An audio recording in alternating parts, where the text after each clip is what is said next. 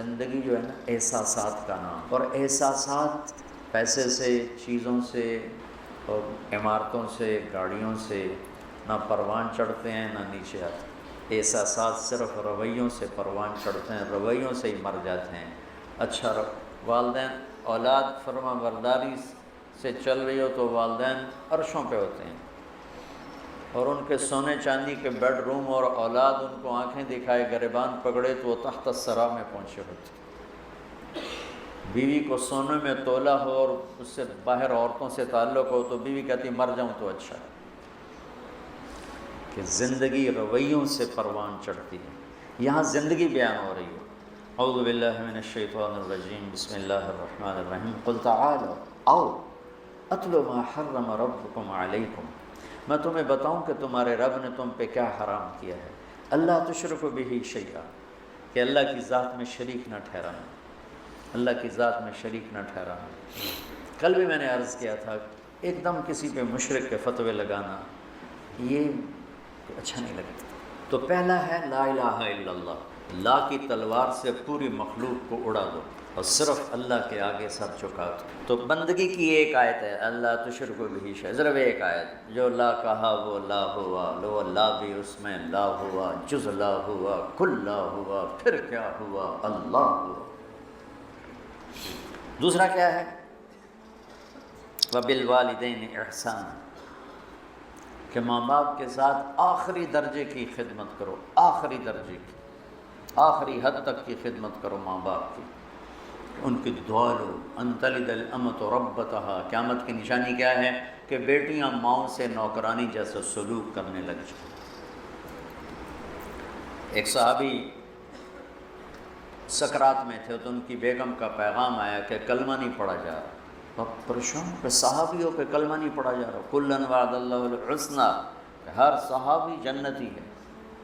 تو آپ تشریف لائے اور کہا بیٹا کلمہ پڑھو، کہا جی پڑھا نہیں جاتا، بول رہے ہیں لیکن کلمہ نہیں پڑھا جاتا۔ آپ نے فوراً پوچھا والدین میں کون زندہ ہے؟ کہا جی ماں زندہ ہے۔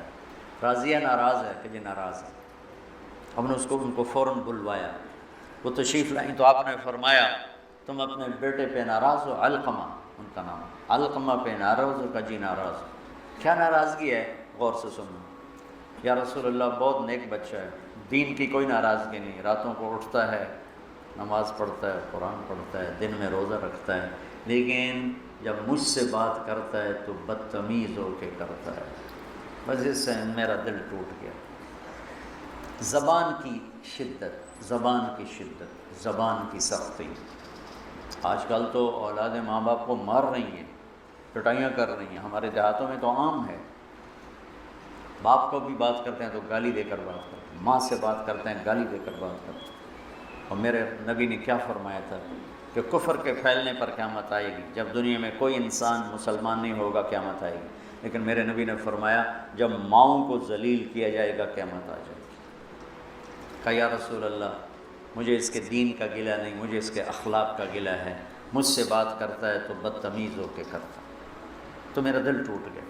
تو آپ نے فرمایا معاف کرو گی؟ کہ میرا جی نہیں چاہتا۔ آپ نے فرمایا میں آگ لگا دوں سفارش کرو گی؟ کہا نہیں اتنا تو نہیں چاہتا۔ کہ تو نے معاف نہ کیا تو سیدھا اللہ کی آگ میں جائے گا۔ کہا اچھا یا رسول اللہ میں معاف کرتا ہوں۔ آپ نے کہا کہو لا الہ الا اللہ، تو نے لا الہ الا اللہ کا ہر جان نکل گئی۔ پھر آپ نے ان کے جنازے میں شرکت فرمائی اور ان کے تدفین میں شرکت فرمائی، اور دفن کے بعد فرمایا سنو جس نے ماں باپ کو دکھ دیا اس پہ اللہ کی لعنت، اس پہ فرشتوں کی لعنت، اس پہ زمین آسمان کی لعنت، نہ ان کی نماز قبول ہے، نہ روزہ قبول ہے، نہ صدقہ قبول ہے۔ تو بالوالدین احسانا، کہ والدین کے احسان کیا ہوتا ہے؟ کسی عمل کو اعلیٰ سے اعلیٰ درجے پر کرنا، اس کا نام عربی میں احسان ہے۔ ہماری اردو میں احسان اور معنی میں آتا ہے۔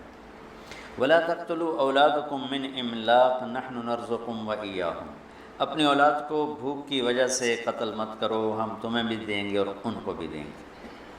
سورہ بنی اسرائیل میں یہی آیت ہے لا تقتلوا اولادکم خشیۃ املاق نحن نرزقهم وإیاکم، یہاں ہے لا تقتلوا اولادکم من املاق نحن نرزقکم وإیاہم۔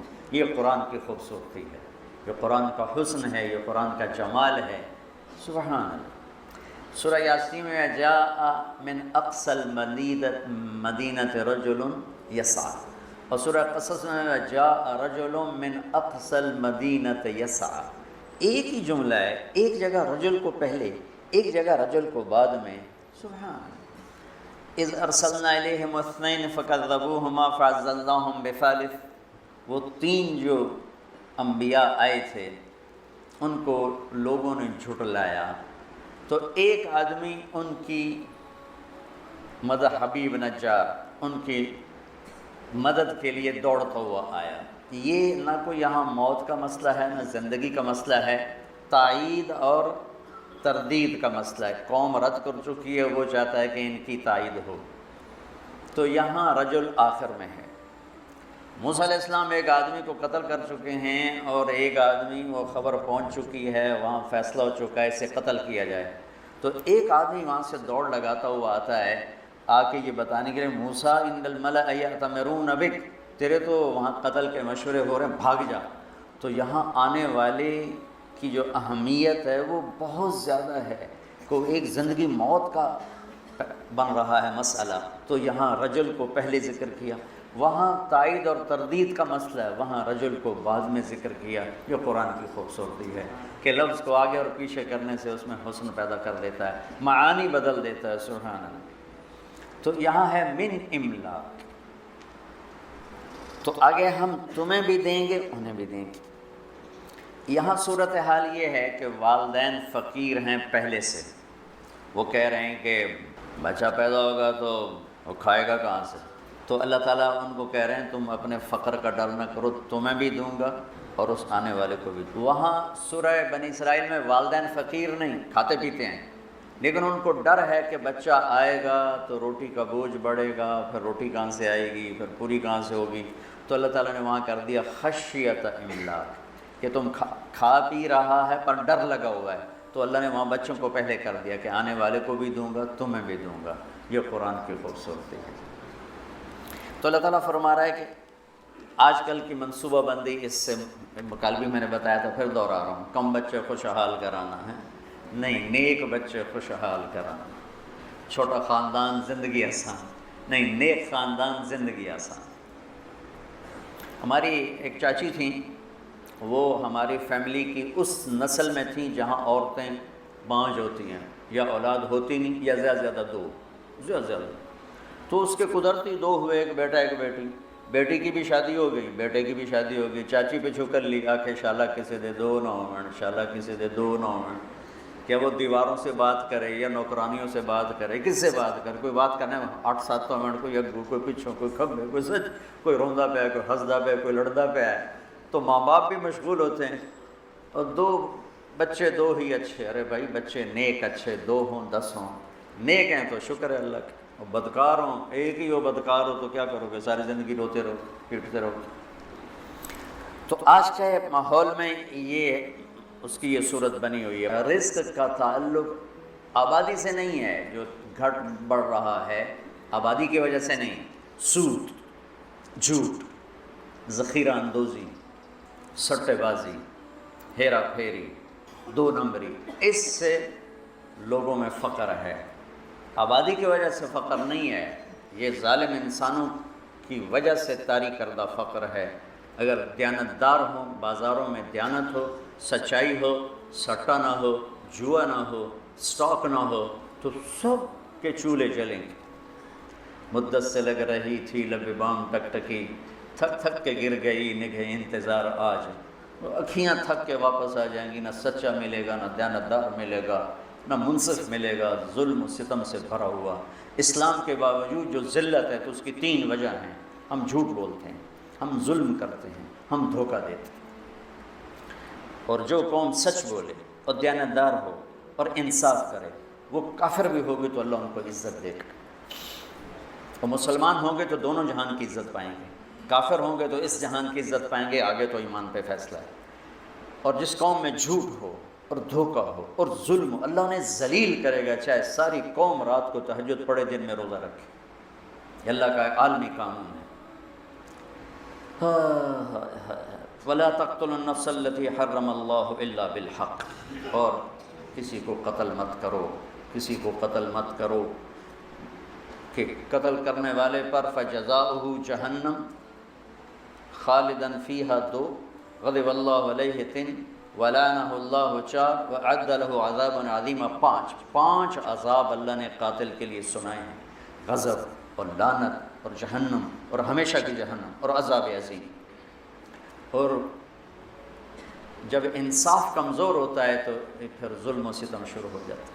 ہماری عدالتیں انصاف ہی نہیں دیتی، ہمارے جج بکے ہوئے، ہمارے وکیل بکے ہوئے، اور ان سے پہلے ہمارے عوام ظلم و ستم کی انتہا کیے ہوئے ہیں کہ بے گناہوں کے نام بھی پرچے میں لکھوا دیتے ہیں، اور وہ بھی قتل کے۔ مولوی عباد اللہ صاحب جیلوں میں جاتے ہیں، میں بھی ان کے ساتھ گیا ہوں لیکن زیادہ نہیں، کتنے بے گناہ لوگ وہاں سزائیں بھگت رہے۔ یہ تو کل ہو گئی تھی، میں نے اس کو دوبارہ دہرا دیا چونکہ یہ زندگی سے متعلق اور بہت اہم مضمون تھا، اس لیے میں نے اس کو دوبارہ دہرایا۔ پھر اللہ کہتا ہے ذالکم وصاکم بہ لعلکم تعقلون، یہ تمہارا رب تمہیں وصیت کر رہا تھا کہ تم عقل والے بنو۔ میں نے کہا تھا ارض واسعہ، سرسبز زمین، گل و گلزار سے بھری ہوئی زمین کو ارض واسعہ کہتے ہیں۔ وہ کلام جو دل کی زمین کو گل و گلزار بنا دے اسے وصیت کہتے ہیں۔ تو اللہ کہہ رہا ہے یہ میں تمہیں بار بار وصیت کروں گا، وصا، اوصا ایک دفعہ، وصا بار بار۔ یہ وہ مضمون ہے جو بار بار بیان ہونا چاہیے، اور میری یہ فریاد ہے کہ ہمارے خطیبوں نے ان مضامین کو بیان کرنا چھوڑ کر انتہائی غیر ضروری چیزوں کو ممبر پر آ کے بٹھا دیا۔ پھر اس کے بعد اللہ تعالیٰ دوسری وصیت فرماتا ہے وَلَا تَقْرَبُوا مَالَ الْيَتِيمِ إِلَّا بِالَّتِي هِيَ أَحْسَنُ حَتَّى يَبْلُغَ أَشُدَّهُ، یتیم کے مال کے قریب نہ جانا سوائے خوبصورت طریقے کے یہاں تک کہ وہ بالغ ہو چکے۔ یہ یہاں یتیم کے مال کے قریب بھی اس معاشرت کا حکم ہے۔ اس زمانے میں جہاد ہو رہا تھا، شہادتیں ہوتی تھیں، جوان بچیاں بیوہ ہو جاتی تھیں، چھوٹے بچے یتیم ہو جاتے تھے، اور معاشرت اسلامی تھی، ان کی فوری شادی ہو جاتی تھی۔ تو شہید ہونے والا یا ویسی جوانی میں مر جانے والا، اس کی کوئی جائیداد ہوتی تھی، یہ شادی کرنے والا ان یتیم بچوں کا بھی کفیل بنتا تھا، اور اس کے باپ کی طرف سے جن کو جائیداد ملتی اس کا بھی کفیل بنتا تھا۔ تو عربوں میں یہ پہلے سے دستور تھا، تو وہ جو شادی کرتا تھا وہ بعض اوقات اس مال پہ قابض ہو جاتا تھا، جب اسلام نہیں تھا اس مال پہ قابض ہو جاتا تھا۔ تو اللہ تعالیٰ نے اسلام آیا تو اللہ نے خوبصورت کر کے اسے زندگی کا راستہ بتایا کہ اگر تجھے ضرورت ہے، یتیموں کی کفالت کے لیے پیسہ چاہیے، تجھے اپنی ضرورت کے لیے پیسہ چاہیے، تو ضرورت کے بقدر استعمال کر، باقی یتیم کا مال ہے، یتیم کے مال کو تو ہدیہ بھی نہیں دیا جا سکتا۔ جب میرے نبی مدینہ پہنچے تو آپ کو جگہ پسند آئی مسجد کے لیے، تو پتہ چلا وہ 2 یتیم بچوں کی تھی، اور اسعد بن زرارہ رضی اللہ تعالیٰ عنہ ان کے کفیل تھے۔ تو آپ نے ان کو بلا کر فرمایا کہ یہ زمین ہمیں چاہیے مسجد کے لیے۔ ان کا یا رسول اللہ ہم گفٹ کرتے ہیں مسجد کے لیے۔ کہ نہیں، یہ یتیم کا مال ہے، یہ گفٹ نہیں ہو سکتا، وہ بڑے ہوتے بالغ ہوتے پھر ٹھیک تھا، وہ بچے ہیں اور تم وکیل ہو، تم نہیں گفٹ کر سکتے۔ کہا اچھا یا رسول اللہ آپ قیمت لگوائیں، جتنی قیمت لگے گی اس سے کم پہ آپ کو دے دیں گے۔ اب میں کہا ٹھیک۔ تو اس کی قیمت لگوائی گئی 7 دینار، جو میرے نبی نے مسجد بنائی اس کی زمین کی قیمت لگی 7 دینار۔ تو اسد بن زرارہ نے عرض کیا تھا کہ ہم قیمت گھٹا دیں گے، تو آپ نے اس کو بلا کر فرمایا یہ بچوں کی زمین کی قیمت لگی ہے 7 دینار اور میں دے رہا ہوں 10 دینار۔ اوہ آج کل ایک اور بڑی بے حسی، مجھے اس پر یہ یاد آ گیا، کوئی بھائی پھنس جائے، نقصان ہو جاتا ہے، فراڈ ہو جاتا ہے، پھر وہ اپنا گھر بیچنے پہ آتا ہے یا پلاٹ بیچنے پہ آتا ہے یا دکان بیچنے پہ آتا ہے، تو روپے کی چیز 4 آنے کی قیمت لگاتا ہے۔ اور مجھے ایک پراپرٹی ڈیلر کہنے لگا کہ جی مجھے فلاں بڑے تاجر کا فون آیا کہ کوئی مرغہ پھنسا نہیں۔ میں نے کہا کیا مطلب مرغہ پھنسا نہیں؟ کہا کہ کوئی ایسا آدمی جو مجبور ہو گیا ہو جائیداد بیچنے پر اور اس کو نقصان ہو چکا ہو، تو کوئی ایسا تو بتاؤ تاکہ ہم تھوڑے پیسوں پہ خرید لیں۔ تو قریب سے صبح کے سیر کر رہے تھے، ایک گھر کے قریب سے گزر گیا جیسے یہ گھر والا ہے، اس کا گھر 24 کروڑ کا ہے، 6 کنال ہے، اور اس کی قیمت لگ رہی ہے میکسیمم 18 کروڑ، چونکہ یہ پھنسا ہوا ہے، یہ گھر بیچ کے قرضے دینا چاہتا ہے، اور سب کو پتہ ہے یہ بیچے بغیر رہ نہیں سکتا، تو 24 کروڑ کی چیز 18 کروڑ اس کا لگا رہے ہیں، اور اس کو مرغا کہہ رہے ہیں۔ کوئی مرغا پھنسا تو نہیں؟ میں نے کہا اگر میں ہوتا تو میں 24 کروڑ کے 30 کروڑ دیتا، یہ 24 کروڑ سے اپنے قرضے اتارے اور اوپر والے 6 کروڑ سے اپنا کاروبار کرے۔ مسلمان سخی ہوتا ہے، ظلم و ستم کی انتہا ہے کہ ایسے بے رحم ہیں، پیسے کے معاملے میں ایسے بے رحم ہیں، اور اچھے اچھے داڑھیوں والے نمازی پرہیزگار محراب ماتھے پر، لیکن پیسے کا نام آتے ہی وہ ایسے سنگ دل ہو جاتے ہیں جیسے ان کے سینے میں دل نہیں، پتھر کا کوئی ٹکڑا، کوئی دھڑکنے والا دل نہیں ہے بلکہ ایک کھٹکنے والا پتھر کا ٹکڑا رکھا ہوا۔ تو میرا اللہ مال کے خرچ کو یہاں ہمیں سکھا رہا ہے کہ مال کا خرچ احتیاط سے کرو، دیانتداری سے کرو، وَأَوْفُوا الْكَيْلَ وَالْمِيزَانَ بِالْقِسْطِ، اور ناپ تول میں کمی نہ کرو۔ قوم شعیب تباہ و برباد ہو گئی ناپ تول میں کمی کی وجہ سے۔ وَيْلٌ لِّلْمُطَفِّفِينَ الَّذِينَ إِذَا اكْتَالُوا عَلَى النَّاسِ يَسْتَوْفُونَ وَإِذَا كَالُوهُمْ أَوْ وَزَنُوهُمْ يُخْسِرُونَ أَلَا يَظُنُّ أُولَٰئِكَ أَنَّهُمْ مَبْعُوثُونَ لِيَوْمٍ عَظِيمٍ يَوْمَ يَقُومُ النَّاسُ لِرَبِّ الْعَالَمِينَ كَلَّا إِنَّ كِتَابَ الْفُجَّارِ لَفِي سِجِّينٍ۔ کتنی ڈانٹ آئی ہے یہ ناپ تول میں کمی کرنے والے، یہ جتنے کپڑے والے ہیں انہوں نے گز کو میٹر بنایا ہوا ہے، ہر پیمائش میں 3 انچ مار لیتے ہیں، ہر پیمائش میں 3 انچ۔ علامہ قرطبی کا ایک واقعہ تذکرہ میں کہ قرطبہ کے بازار میں صبح صبح ایک دکاندار اپنے ترازو کو توڑ رہا تھا، تو دائیں والے نے پوچھا بھائی کیوں توڑ رہے ہو؟ کہا بھائی بس میری توبہ میری توبہ، میں تو ڈر گیا ہوں کہ آج ہمارا پڑوسی مر رہا تھا اور ہم سب اس کو کلمہ پڑھا رہے تھے، وہ کہہ رہا تھا نہیں پڑھا جا رہا نہیں پڑھا جا رہا۔ ہم نے پوچھا کیوں نہیں پڑھا جا رہا؟ کہنے لگا میرے ترازو کا کانٹا میرے یہاں چبھا پڑا ہے، میرے ترازو کا کانٹا یہاں چبھا ہوا ہے، مجھ سے پڑھا نہیں جا رہا۔ وہ اس ڈنڈی مارنے پر اس نے کتنی دنیا بنائی ہوگی۔ ایک کپڑے کا تاجر 3 انچ مار لیتا ہے اگلے کے، کتنے انچ مار لے گا، اور جاتے ہوئے کلمے سے محروم ہوگا تو کی لے گا، مٹی کے سو لیتے۔ میرا سارا بازار بددیانتی بددیانتی بددیانتی، اور اس میں کوئی تمیز نہیں، داڑھی والا بغیر داڑھی والا، نمازی بے نمازی، کوئی تمیز نہیں۔ پرانی بات ہے، ایک دکاندار کہنے لگا جی میں قرآن پڑھ رہا تھا، ایک گاہک آ گیا جی تسی قرآن پڑھ رہے ہو؟ میں کہا تہاڈے کول ہی سودا لے لواں۔ میں جی 16 روپے میٹر دا کپڑا 48 روپے میٹر انہوں بیچا۔ میں کہا چنگی تھوک لائیے، اس نے تیرے قرآن پہ اعتماد کیا، تو نے یہ ظلم کیا۔ تو جب معاملات آتے ہیں تو سب کا مذہب پیسہ بن جاتا ہے، اور اس طرح پھسلتے ہیں لوگ، اس طرح پھسلتے ہیں، 4 آنے 2 ٹکے پر ایمان بیچ دیتے ہیں۔ مسلمان کا سرمایہ ایمان ہے، مسلمان کا سرمایہ اس کی عزت ہے، اس کی آبرو ہے، اس کی غیرت ہے، اس کا ضمیر ہے، اس کی آخرت ہے۔ یہ چند ٹکے بچا کر اپنی ایمان، اپنی عزت، اپنی غیرت ہر شے دو کے لگا دیتے۔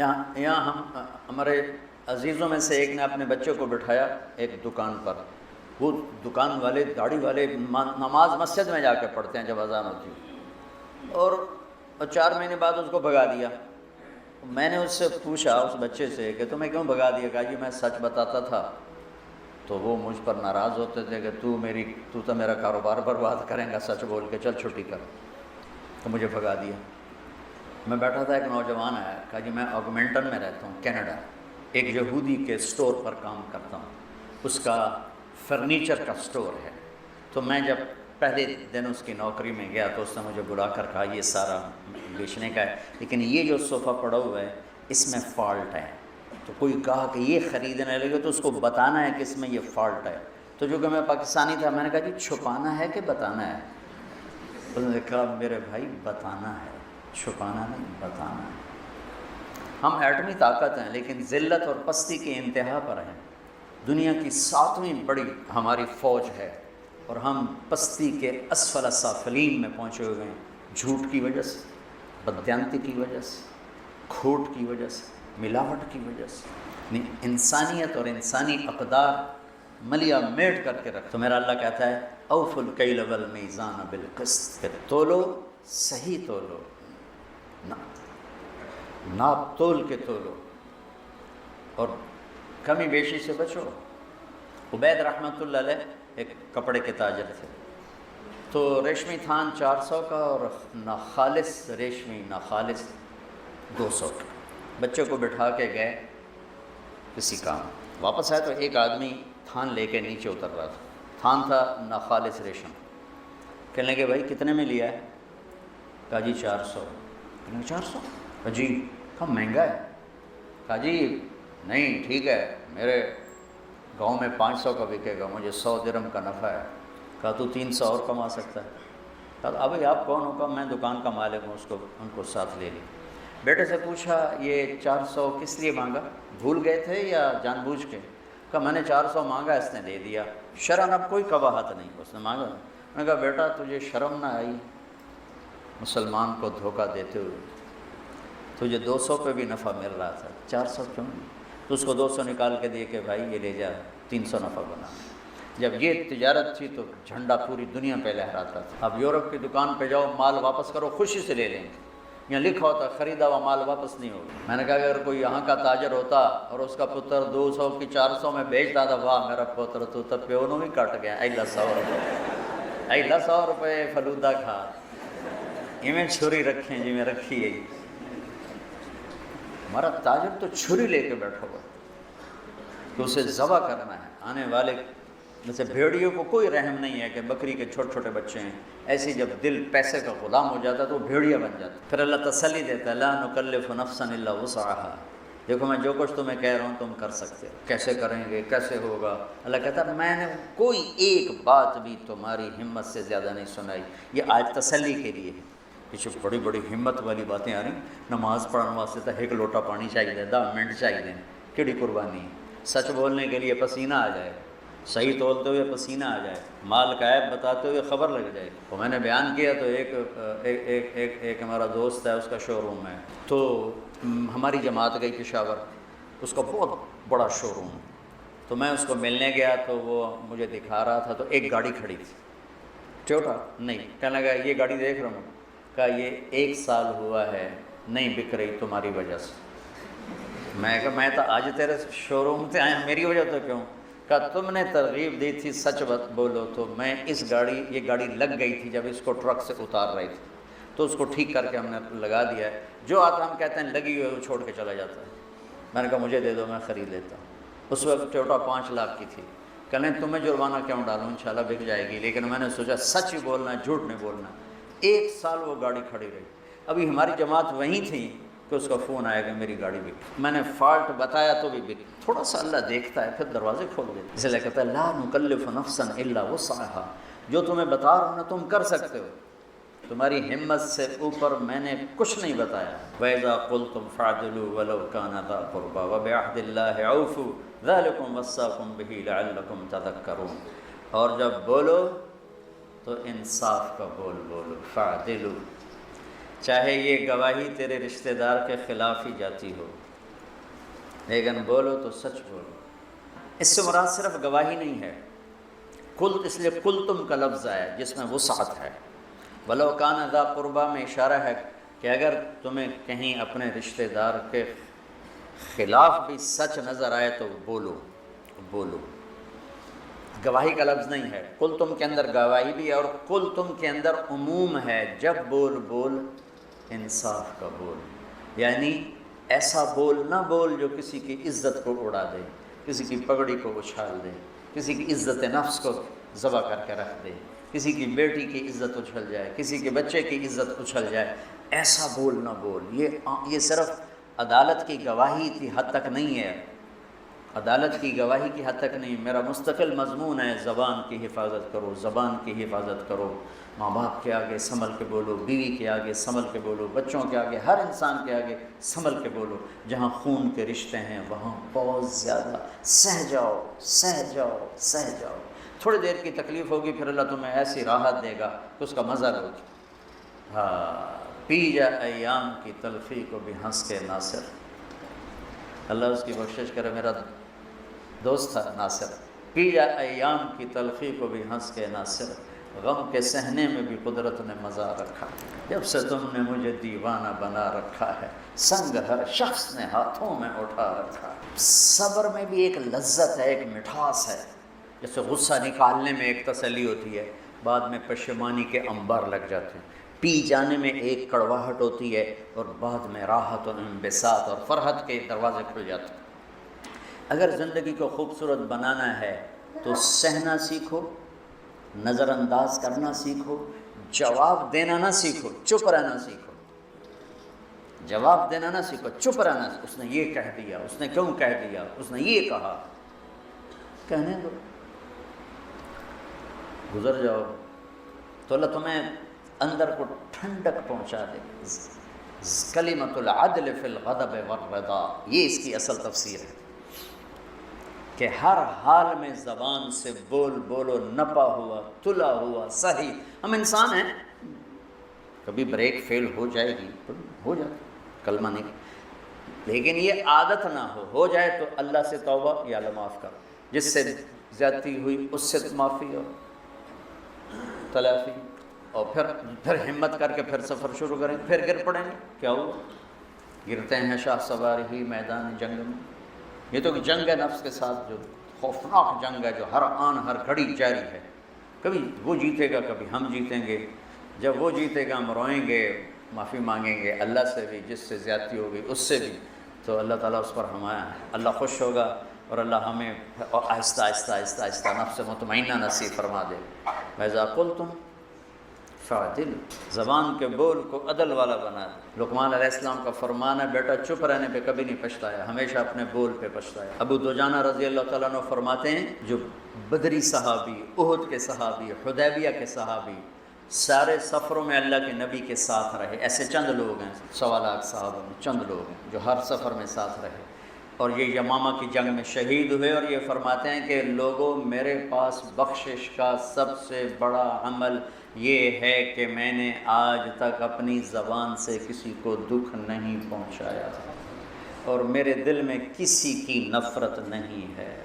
سبحان اللہ، سوچو تو صحیح، ایک آدمی جنگ بدر میں شریک ہوتا ہے اور اللہ تعالیٰ ان کو کہتا ہے جاؤ جو مرضی کرو، میں نے معاف کر دیا، تو وہ کہتے ہیں میں جنگ بدر میں شریک ہوں، میری بخشش کا سب سے بڑا عمل۔ وہ حدیبیہ میں شریک ہوا، لقد رضی اللہ عن المؤمنین، وہ کہتے ہیں میرا حدیبیہ کا عمل میری بخشش کا ہے کہ اللہ نے کہا میں راضی ہو گیا۔ وہ اور احد کی جنگ میں آپ نے تلوار اٹھائی ہے، کون لے گا تلوار؟ تو کئی لوگ کھڑے ہو گئے، آپ نے کہا اس کا حق کون ادا کرے گا؟ پھر سارے بیٹھ گئے، 3 آدمی کھڑے رہے، عمر، زبیر، ابو دجانہ رضی اللہ تعالیٰ عنہ۔ تو آپ نے وہ تلوار ابو دجانہ کو دی، تو زبیر رضی اللہ تعالیٰ عنہ کو خیال آیا کہ میں اس سے بڑا شاہ سوار ہوں، اور تھے بھی، اس میں کوئی شک نہیں، کوئی شک، 1000 پہ بھاری تھی، مجھے تلوار نہیں دی، اس کو کیوں دی ہے؟ فَلَا أَرَيَنَّ مَا يَصْنَعُ، میں دیکھوں گا یہ کیا کرتا ہے۔ تو ابو دجانہ نے تلوار پکڑی اور سرخ پٹی باندھی، أَنَا الَّذِي عَاهَدَنِي خَلِيلِي وَنَحْنُ بِالصَّفْحِ لَدَى النَّخِيلِ أَلَّا أَقُومَ الدَّهْرَ فِي الْقُيُولِ وَأَضْرِبْ بِسَيْفِ اللَّهِ وَرَسُولِهِ، آج میں دکھاؤں گا اللہ کے رسول کی تلوار کا حق کیسے ادا کیا جاتا ہے۔ سارے اشعار کا خلاصہ، اور ایک طرف سے جو حملہ کیا قریش کی صفوں کو چیرتے ہوئے پار نکل گئے، اور زبیر بھی پیچھے پیچھے، آگے عورتیں کھڑی تھیں، ہندا گانا گا رہی تھی، نحن بنات طارقی نمشی علی النمارق مشی القتل بوارق المسک فی المفارق والدر فی المخالق ان تقبلوا نعانقی او تدبروا نفارقی فراق غیر وامقی، یہ قریش کو ابھارنے کے لیے۔ جب ابو دجانہ بڑھے تو ساری عورتیں بھاگی، اور ہندا پہ ایسا روک تاری ہوئی وہ بھاگ نہیں سکی، تو انہیں ایسے تلوار اٹھائی، اس کی چیخ نکلی، اور یوں اس کے سر پہ تلوار رکھ کے یوں واپس ہٹایا۔ پیچھے زبیر تھے، کہنے لگے یہ کیا کیا ہے؟ کہا میرے نبی کی تلوار ہے، عورت کے خون سے گندا کروں؟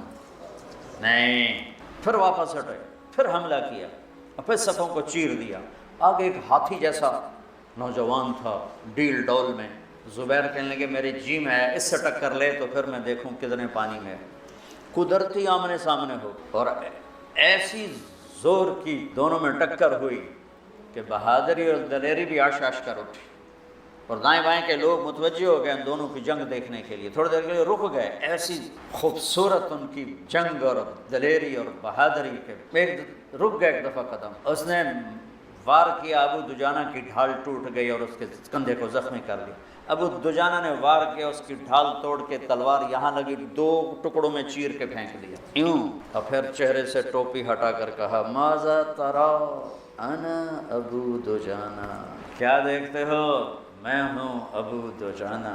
یہ بندہ اتنے بڑے بڑے فضائل والا ان باتوں کی بجائے کہتا ہے کہ میری بخشش کا سب سے بڑا عمل یہ ہے کہ میں نے آج تک اپنی زبان سے کسی کو دکھ نہیں پہنچایا اور میرے دل میں کسی کے بارے میں بغض نہیں ہے۔ میرے بچوں، اپنے دل کو بغض سے پاک کر۔ مولویوں کے دل میں بغض زیادہ ہوتا ہے، پتہ نہیں، اس لیے کہ وہ قانون ہی پڑھتے رہتے ہیں، محبت کا سبق نہیں پڑھتے، فقہ ہی پڑھتے رہتے ہیں، وہ پہ غصے میں ہی ہو جاتے۔ ہمارے خواجہ غلام فرید سرائکی کے بادشاہ ہیں، وہ فرماتے ہیں سکھ ریت روش منصوری نو ہن ٹھپ رکھ کنز کدوری نو، ہادی نہ سمجھ ہدایہ کافی نہ سمجھ کفایہ۔ کافیہ بڑی مشہور کتاب ہے، تو وزن شعر کی وجہ سے اس کو بدلا ہے، ہادی نہ سمجھ ہدایہ کافی نہ سمجھ کفایہ، کر پرز شرع وقایا، یہ دل قرآن کتاب ہے۔ چونکہ قرآن سے نہیں جڑتے نا ہم، اور سیرت سے نہیں جڑتے، تو دل کی دنیا خشک سی ہو جاتی ہے، جیسے زمین پانی کے بغیر خشک ہو جاتی ہے،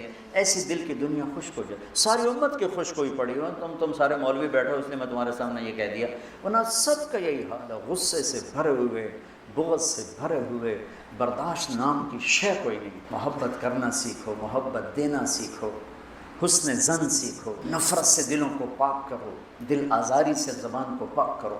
وَبِعَهْدِ اللَّهِ عَوْفُوا، اور اللہ سے کیے ہوئے عہد و پیمان کو نبھاؤ، اللہ سے کیے ہوئے عہد و پیمان کو نبھاؤ۔ وہ لا الہ الا اللہ ہے، الست بربکم قالوا بلا، اللہ کو رب مانا ہے، نبھا کے دکھا۔ فلکت ذالکم وصاکم بہ لعلکم تذکرون، یہ اگلی وصیت ہے جو اللہ تمہیں کر رہا ہے کہ شاید تمہیں کچھ یاد آ جائے۔